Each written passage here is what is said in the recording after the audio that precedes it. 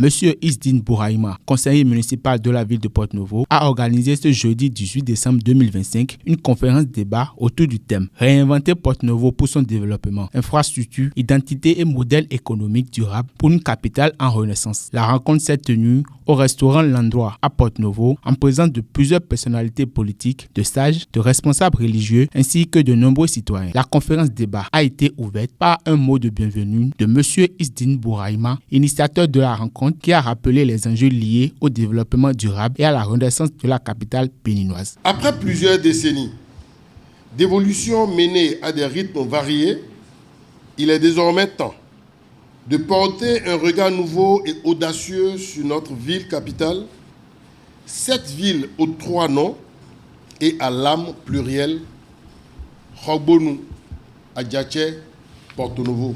Il est temps de repenser ses infrastructures, de renforcer son identité et de redéfinir son modèle économique afin de répondre à l'aspiration profonde de renaissance que partagent tous ses habitants. Réinventer notre ville n'est pas simplement une option, c'est une nécessité, mais encore, c'est un devoir envers les générations futures. Nous avons aujourd'hui l'opportunité historique de bâtir un Porto-Novo qui reflète pleinement nos valeurs, nos traditions et nos ambitions légitimes. Ensemble, avec passion et responsabilité, nous pouvons faire de notre ville un modèle de développement durable, solidement ancré dans son histoire et résolument tourné vers l'avenir. Deux panels ont ensuite meublé les échanges. Le premier a été animé par l'ambassadeur Naïm Akibou, qui a partagé sa vision sur les défis et perspectives liés au développement de Porto-Novo. Porto-Novo n'a jamais perdu son âme. Elle n'a jamais perdu sa place dans le cœur des Béninois. Ce que Porto-Novo attend aujourd'hui, c'est une vision, un leadership et un modèle structurant qui reconnaît son histoire, son destin. Nous pouvons transformer Porto-Novo en une capitale culturelle influente, un carrefour économique sous-régional, une ville durable, une capitale pleinement assumée, un symbole de justice territoriale et d'unité nationale. Porto-Novo ne demande qu'à renaître. Le moment est venu et ensemble, nous pouvons écrire cette nouvelle page.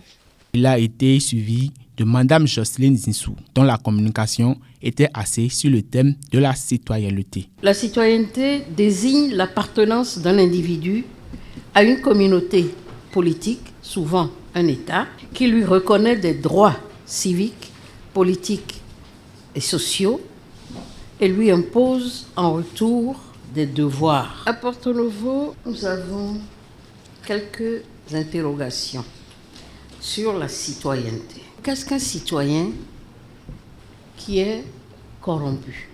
Nous pourrons nous intéresser sur la citoyenneté face à notre culture, à nos cultures, à notre éducation, à nos comportements. Après les panels, la parole a été donnée à l'assistance pour des contributions et propositions de solutions dans un climat d'échange constructif et participatif. Nous n'avons pas le droit de nous culpabiliser.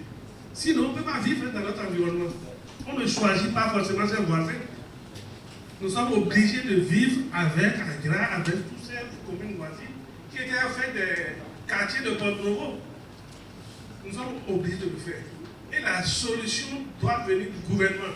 Au regard de cette description, je pense qu'on peut intégrer un point important, faire de Porto-Novo une ville de conférence.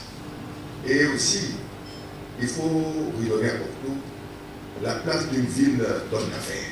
Aujourd'hui, on ne peut pas parler du développement sans intégrer le volet numérique et utiliser l'élément important qui constitue les infrastructures numériques pour intégrer l'IA dans toutes les stratégies que nous devons mener.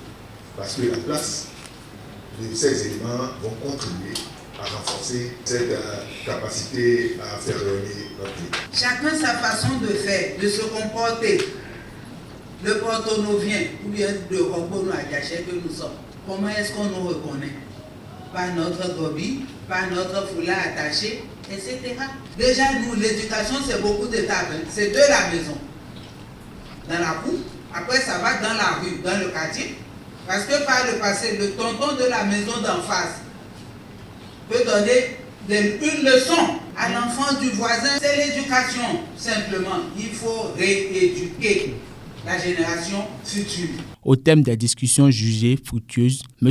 Isdine Bouraïma a pris la parole pour son mot de clôture. Nous avons des conseillers qui ont des positions parmi nous, qui savent qu'est-ce que le gouvernement veut pour Porto-Novo. Mais qu'est-ce que les Porto-Noviens eux-mêmes veulent pour Porto-Novo?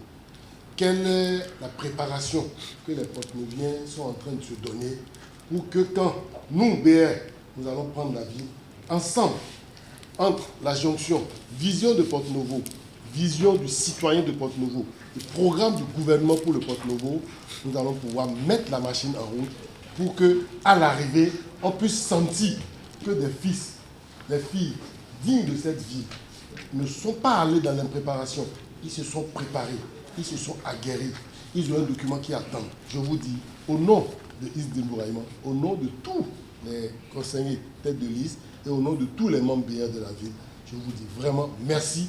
Suivez l'interview de l'honorable Sophia Touchanou à la fin de cette conférence. Nous, citoyens de Porto-Novo, qu'est-ce qui nous reste à faire?